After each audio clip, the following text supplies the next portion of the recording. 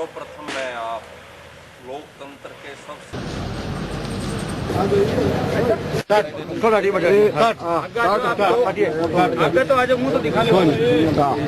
Congress party. देखिए, ये उद्घाटन एक किसान ने किया।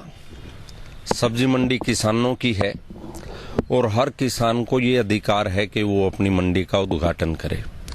और पूर्व में भी करनाल में अनेक उद्घाटन रिक्शा वालों से और दूसरे लोगों से करवाए गए। लेकिन दुख की बात है कि जिस तरीके से सरकार ने बौखलाहट के अंदर ये मुकदमा हमारे ऊपर दर्ज किया, ये सरकार की बौखलाहट का परिणाम है। और दुख की बात ये है कि करनाल की जनता को मुख्यमंत्री तो मिल गया, लेकिन विधायक नहीं मिला। न विधायक का करनाल के अंदर केवल नाम के लिए घर है, न उसका कोई ठिकाना है, न कोई व्यक्ति ऐसा है करनाल के अंदर जो करनाल की जनता की बात सुन सके। मैं एक बात कहूंगा कि करनाल के अंदर नए सिरे से चुनाव करवाया जाए ताकि करनाल की जनता को एक विधायक मिले, ताकि जनता की जितनी भी दिक्कत है वो समय समय पे दूर हो सकें। और जिस तरीके से सरकार ने बौखलाहट के अंदर ये मुकदमे दर्ज करवाए वो पूर्ण रूप से निंदनीय है। मैं मुख्यमंत्री जी से कहूंगा कि वो अपने अधिकारियों को इस काम के ऊपर मत लगाए कि वो विपक्ष की आवाज को दबाएं, उनके ऊपर मुकदमे दर्ज करें।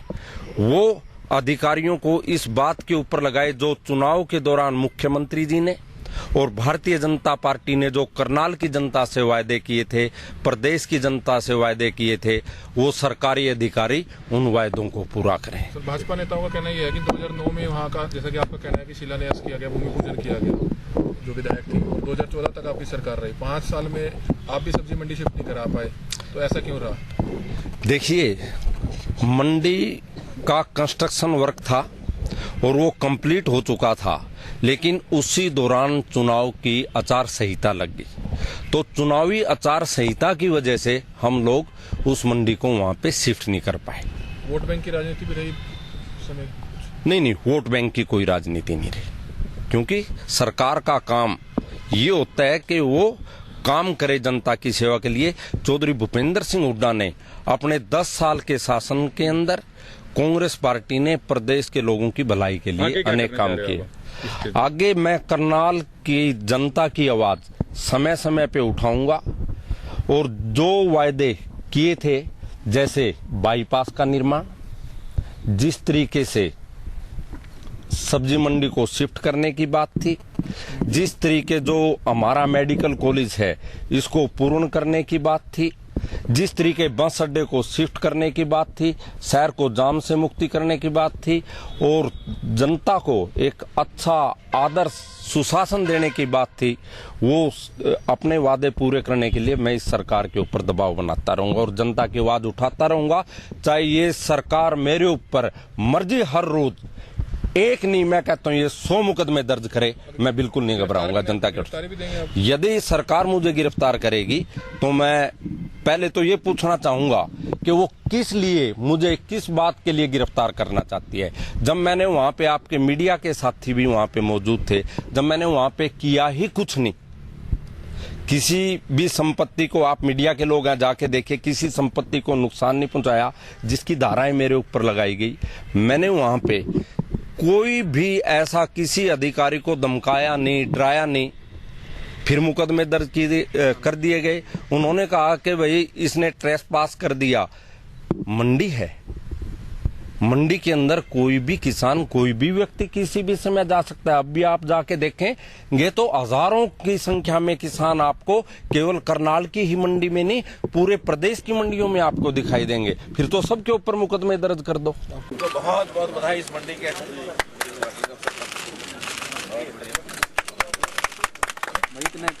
कांग्रेसी द्वारा राजनीति करते हुए उद्घाटन किया गया और उनके खिलाफ मामला दर्ज हुआ, क्या कहना चाहिए? इसमें मेरी कोई टिप्पणी नहीं। सर, सुरेंद्र जी ने वो किसानों से करवा, क्योंकि मंडी किसानों की है। मैं सरकार को एक बात कहना चाहता हूँ, मुख्यमंत्री जी को कहना चाहता हूँ कि ये तानाशाह रवैया है कांग्रेस पार्टी की आवाज़ ये केस दर्ज कर नहीं दबा सकते। मुझे सरकार से एक ही बात पूछनी है, अगर सब्जी मंडी का उद्घाटन किसान नहीं करेगा तो सब्जी मंडी का उद्घाटन करने का किसका अधिकार है? सुरेंद्र नरवाल जी के साथ सैकड़ों की तादाद में किसान गए, उन्होंने अपने अधिकार की बात की।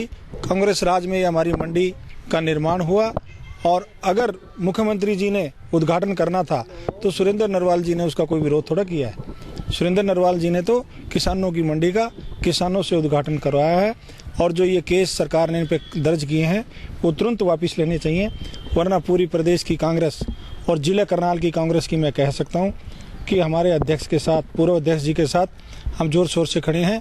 मैं रघुवीर संधू, सेक्रेटरी प्रदेश कांग्रेस। कहना चाहूँगा कि ये आईपीसी की 147, 149, 323, 353 और 511 के तहत किया गया है।